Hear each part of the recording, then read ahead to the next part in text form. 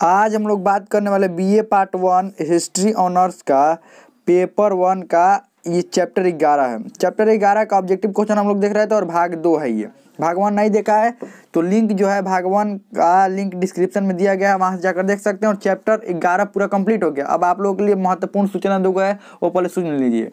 देखिए, बहुत सारे बच्चे कह रहे थे कि पेपर 2 जो है वो कब स्टार्ट होगा।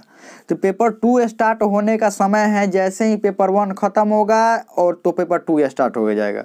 तो पेपर 1 ख़त्म कब होगा, आखिर ये भी तो सवाल होगा ना कि पेपर 1 आखिर ख़त्म कब होगा। इतने दिनों से चल रहा है, कैसे आखिर कब ख़त्म होगा, किस दिन, कोई डेट बताइए। देखिए, पेपर 1 में चैप्टर 11 हो गया और इसके बाद गुप्त वंश के बारे में पढ़ना है और गुप्त वंश के बाद वर्धन वंश के बारे में पढ़ना है। लगभग 2 से 3 चैप्टर, बस अंतिम 3 चैप्टर बचा हुआ है।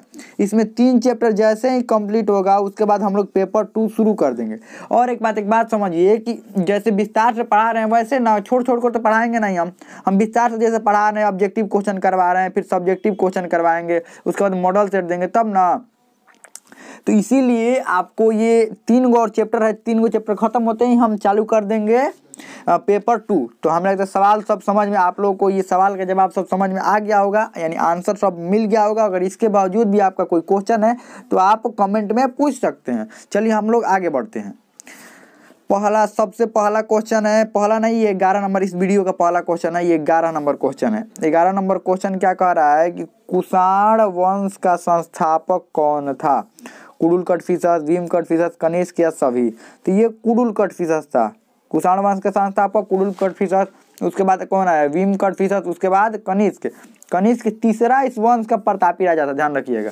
कनिष्क जो था वो तीसरा सबसे प्रतापी राजा था, यही सबसे प्रतापी राजा हुआ। और इसके बाद ये वंश धीरे धीरे, इस वंश का विनाश होने लगा। जैसे ऐसे होता है ना, सबसे ऊंचाई पर पहुंचते और उसके बाद धीरे धीरे नीचे आने लगते। तो ये वंश सबसे ऊंचाई पर कनिष्क के समय पहुंचा था और उसके बाद धीरे धीरे क्या होने लगा, ये नीचे आने लगा। तो चलिए इसका आंसर जो हो जाएगा वो आंसर हो जाएगा कुडुल कटफिसस।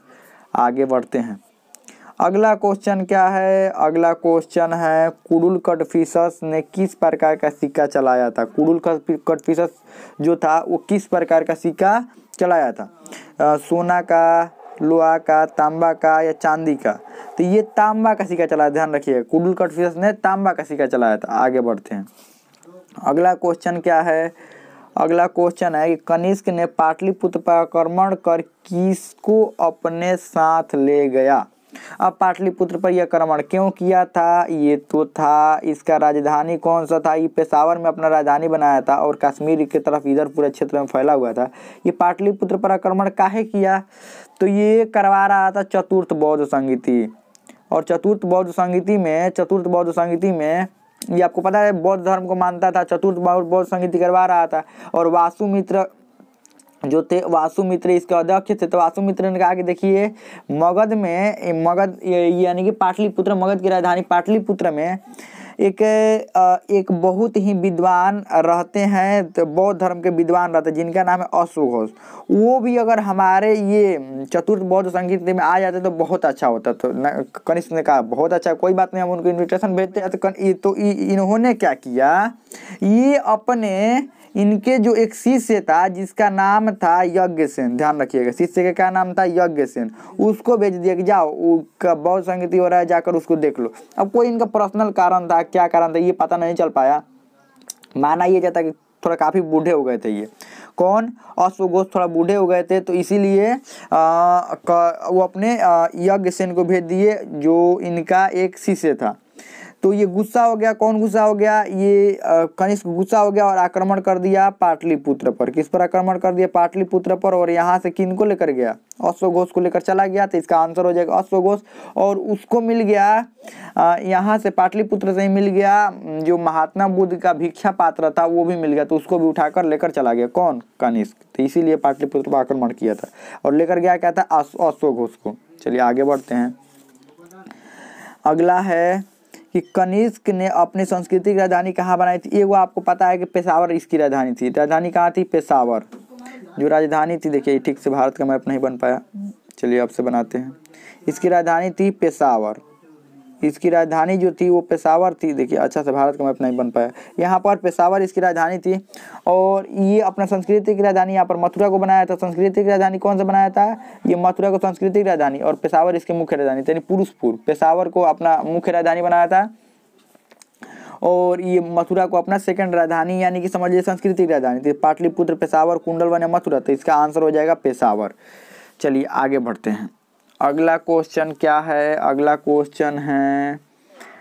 जो क्वेश्चन है, कनिष्क ने चतुर्थ बौद्ध संगीति, कनिष्क जो था, कनिष्क ने चतुर्थ बौद्ध संगीति का आयोजन कहाँ पर करवाया था? पाटलिपुत्र, पेशावर, कुंडलवन या मथुरा। तो ये कुंडलवन में करवाया गया था प्रथम शताब्दी में, यानी कि कनिष्क जब 78 ईस्वी में ये राजा बना था, इसके बाद ही करवाया होगा। तो प्रथम शताब्दी यानी 1 से लेकर 100 वर्षों के बीच में प्रथम शताब्दी है, उसके बाद द्वितीय शताब्दी आ जाएगा।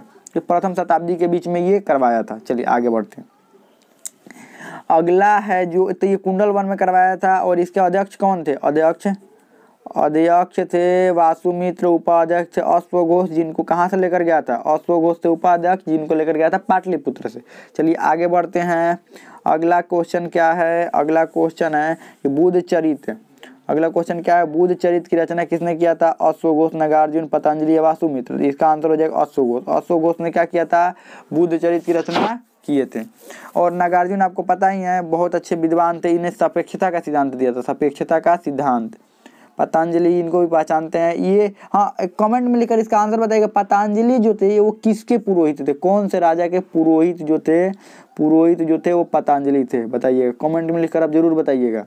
इस क्वेश्चन का आंसर जरूर देना है कि पतंजलि, क्योंकि हम पहले बता चुके हैं पतंजलि किस राजा के पुरोहित थे। चलिए आगे बढ़ते हैं। अगला क्वेश्चन क्या है? भारत का आइंस्टीन किसे कहा जाता है? अश्वघोष, नागार्जुन, पतंजलि या वासुमित्र। तो ये नागार्जुन को कहा जाता है भारत का आइंस्टीन, क्योंकि इन्होंने दिया था सापेक्षता का सिद्धांत। भारत का आइंस्टीन कहा जाता है। बहुत अच्छे विज्ञान के क्षेत्र में बहुत अच्छे जानकार थे ये। चलिए आगे बढ़ते हैं। अगला क्वेश्चन क्या है? अगला है चौथे बौद्ध संगीति के बाद बौद्ध धर्म कितने भागों में बट गया? 6, 2, 3, 2, 4। तो ये 2 भागों में बौद्ध धर्म बट गया, हीनयान और महायान।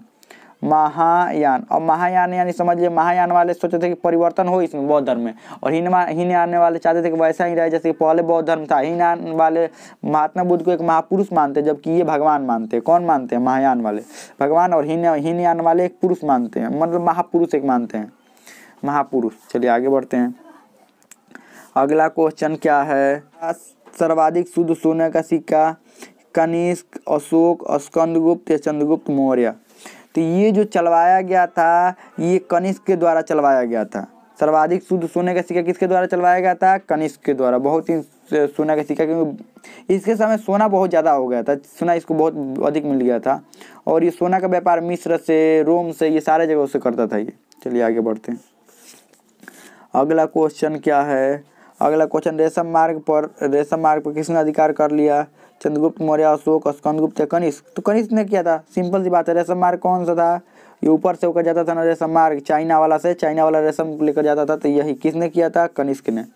हमें लगता है बहुत अच्छा समझ में आ गया होगा। इसमें कोई भी डाउट हो, कोई भी क्वेश्चन आप कमेंट में पूछ सकते हैं। हमें लगता है समझ में आ गया होगा।